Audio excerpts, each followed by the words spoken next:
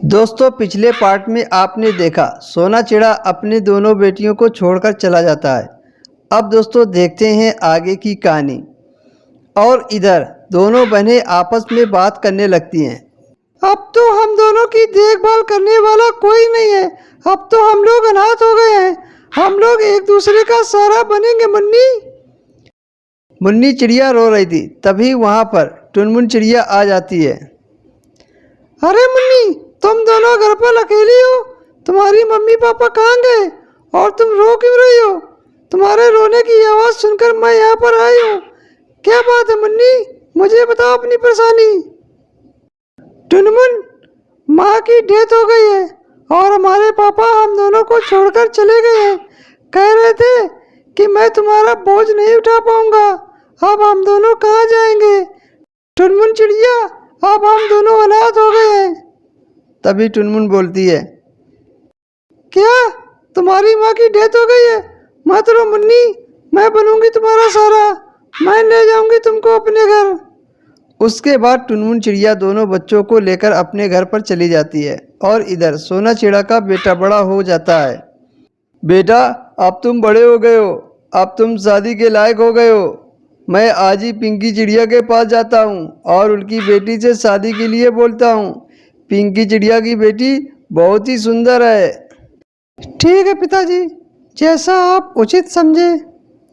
उसके बाद सोना चिड़ा और उसका बेटा दोनों पिंकी चिड़िया के पास पहुंच जाते हैं। सोना चिड़ा बोलता है, पिंकी चिड़िया, यह है मेरा बेटा। मैं रिश्ते की बात करने आया हूँ आपकी बेटी के साथ। मैं अपने बेटे की शादी तय करने के लिए आया हूँ। आपकी बेटी मेरे घर में बहुत खुश रहेगी क्योंकि मेरा बेटा सरकारी टीचर है, बहुत पैसा कमाता है। ठीक है, मैं तैयार हूँ शादी के लिए। ऐसा लड़का मुझे दोबारा नहीं मिलेगा और मुझे लड़का भी पसंद है। क्यों ना हम आज ही कर दें अपने बच्चों की शादी? हम दोनों का टाइम भी बचेगा। ठीक है, मैं तैयार हूँ।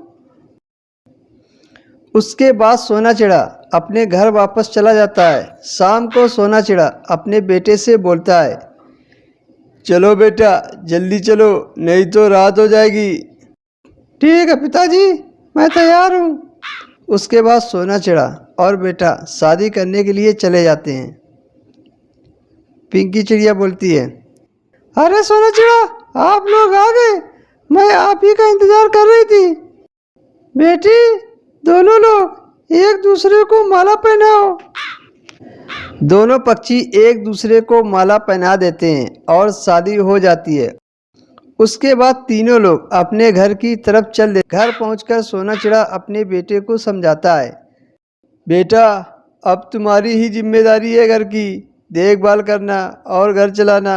मेरी तो ज़िंदगी कट गई। अब तो मैं बूढ़ा हो गया हूँ। अब तुम्हारी ही जिम्मेदारी है मेरी सेवा करना। ठीक है पिताजी, मैं आपकी देखभाल करूँगा। ऐसे होते करते काफ़ी दिन बीत जाते हैं। एक दिन उसकी पत्नी बोलती है, गुड्डू जी, आप निकाल क्यों नहीं देते इस बुढ़े को घर से? अब मैं इनकी सेवा नहीं कर पाऊंगी। मैं इस बुढ़े की सेवा करते करते थक गई हूँ। समझ गए कि नहीं? तभी गुड्डू अपने पिताजी के पास जाता है और बोलता है, पिताजी, अब मैं आपका बोझ नहीं उठा पाऊंगा। आप कहीं और चले जाओ। मेरी बीवी आपका काम करते करते थक गई है। अब वो आपकी सेवा नहीं कर पाएगी। आप यहाँ से चले जाओ। बेटा, मैं इस उम्र में कहाँ जाऊँ? मैंने तो तुम्हारे चक्कर में अपनी बेटी को छोड़ दिया और अब तुम ही मुझे घर से बाहर निकाल रहे हो। मैं कहाँ जाऊँ? मुझे भाषण मत दो और अपनी हमदर्दी किसी और को देना। निकल जाओ पिताजी यहाँ से। तभी उसका पिता बहुत निराश होकर वहाँ से चला जाता है और वो वहीं पर आ जाता है जहाँ उसने अपनी दोनों बेटियों को छोड़ा था। वहाँ पर आकर उदास बैठ जाता है। कुछ देर के बाद मुन्नी चिड़िया और उसकी बहन दोनों वहाँ पर आ जाते हैं और अपने पिताजी को उदास देखकर पूछती हैं, पापा, आप यहाँ कैसे और इतनी उदास क्यों हो? क्या हुआ आपको? बेटी, मुझे माफ़ कर दो।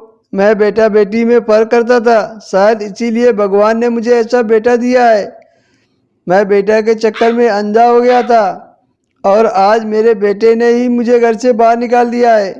जिस बेटे की खातिर मैंने तुम दोनों को छोड़ा, उसने ही साथ नहीं दिया और आज मुझे घर से निकाल दिया है।